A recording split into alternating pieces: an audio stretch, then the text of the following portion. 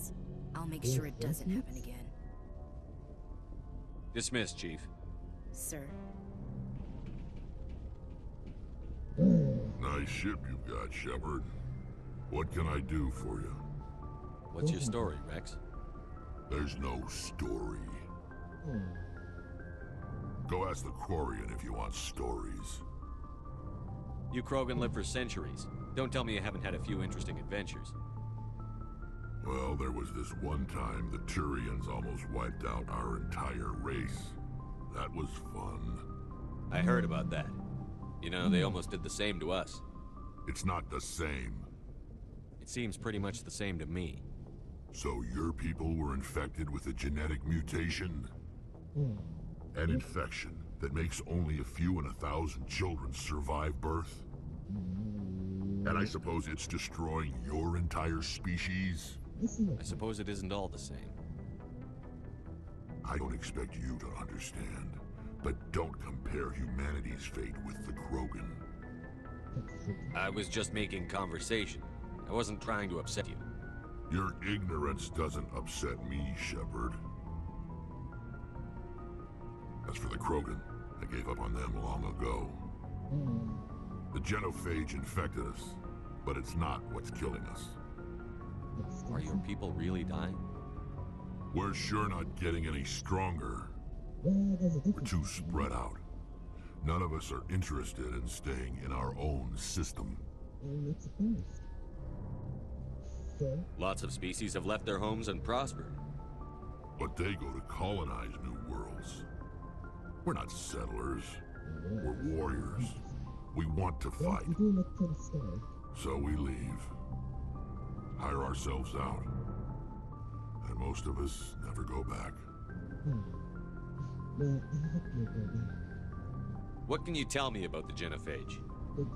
Ask the Solarians if you want details. They made it. All I know, it makes breeding nearly impossible. Thousands die in stillbirth, and most never get that far. Every Krogan is infected, every one. And no one's rushing to find a cure. Why don't the Krogan try to find a cure? When was the last time you saw a Krogan scientist? You ask a Krogan, would he rather find a cure for the genophage or fight for credits? He'll choose fighting every time. It's just who we are, Shepard. I can't change that. Nobody can. So long, Rex. Shepard.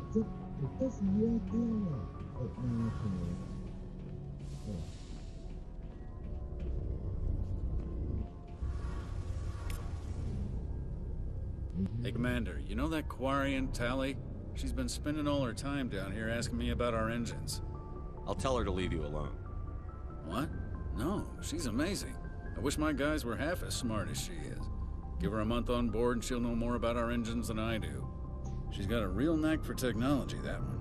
I can see why you wanted her to come along. I figured she'd be a real asset to the team. You got an eye for talent, Commander, but I'm guessing that's not why you came down here. Fill me in on the IES stealth systems. How does it work exactly? You can't hide a ship out in space. They emit too much heat and radiation. Too easy for sensors to pick them up, unless you find a way to capture those emissions.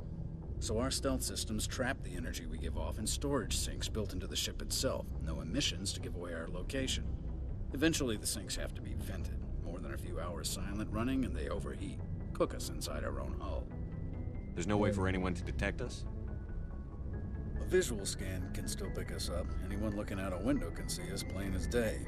But you have to be pretty close to get an actual visual out in space. Most vessels rely on scanners. As long as the stealth systems are engaged, they can't see us. Not unless we accelerate to FTL speeds. Why doesn't it work with faster-than-light travel? Cranking up the FTL blue shifts our emissions, pushes them into frequencies too high to capture in the sinks. As soon as we make the jump, it's like setting off a flare. Sensors can pick up our location whenever we enter or exit FTL flight, but for short-range missions, our stealth systems are amazing, and we've got the only one. Carry on, Adams. Aye, aye, Commander.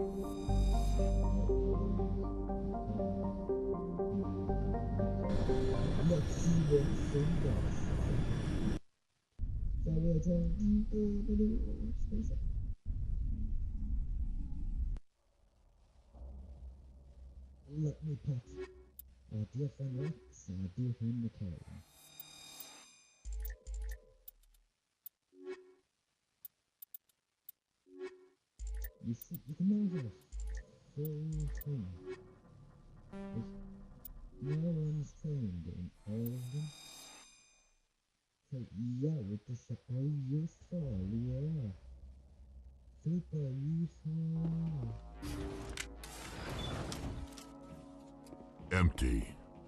Everything's shut down. Only basic life support is running.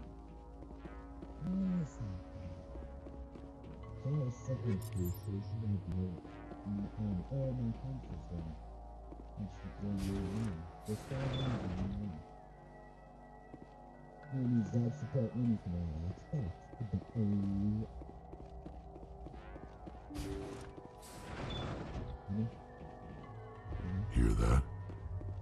We're not alone. That was no accident. The whole place could be a trap.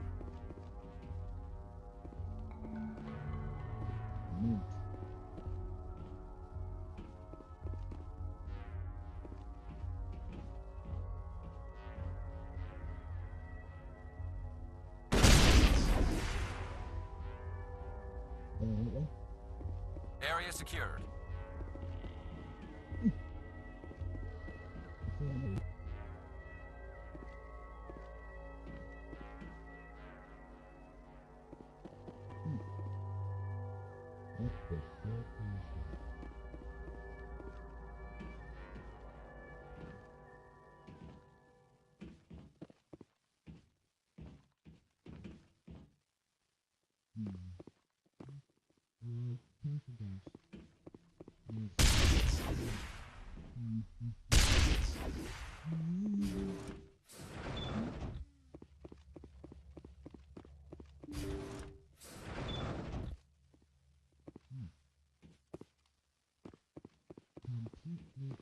This say Jacob's gone.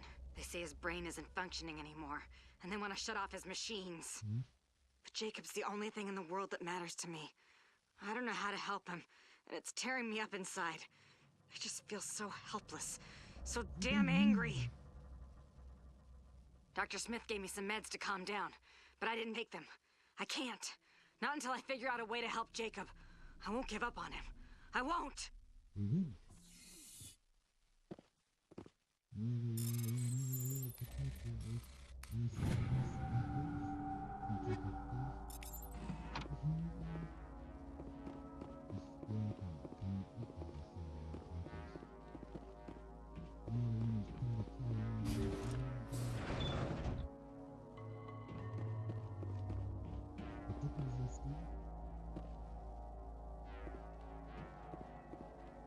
Jacob's not going to make it.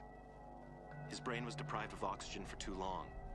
There's nothing any of us can do for him now except let him die with dignity. It's what he would want. I'm more worried about Julia now. She's showing signs of severe depression. I gave her meds that should help, but I better warn the captain.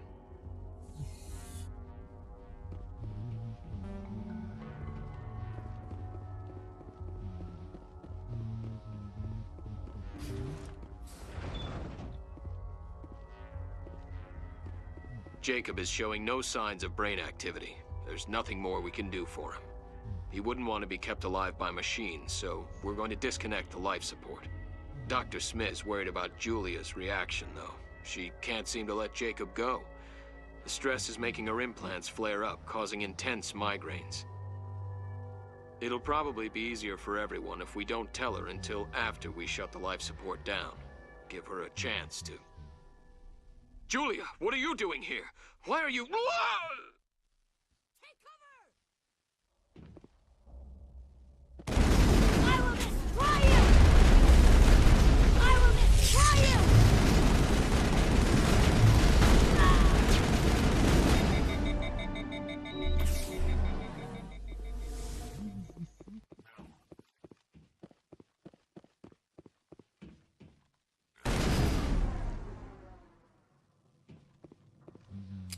That machine's keeping him alive. No brain activity. He's dead. His body is nothing but an empty shell. Maybe we should shut the machine down. It's the merciful thing to do. Your call, Shepard. But maybe we should wait until we know more about what's going on before we do anything.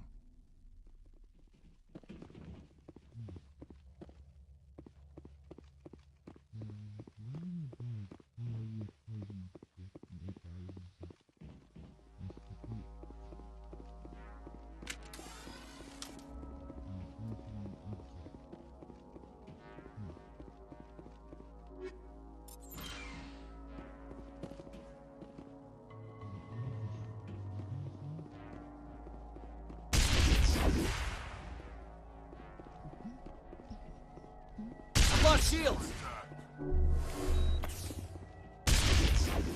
All targets down.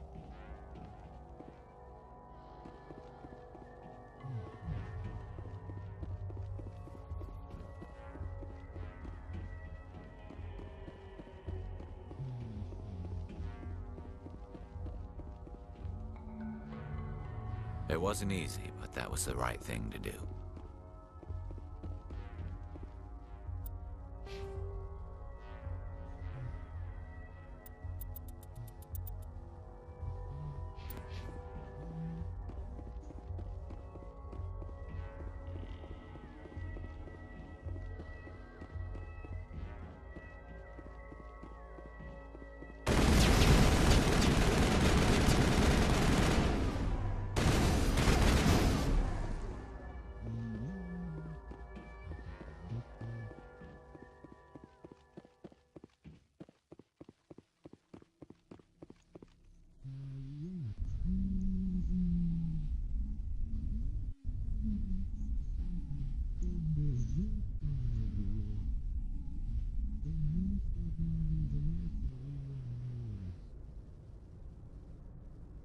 Mm-hmm.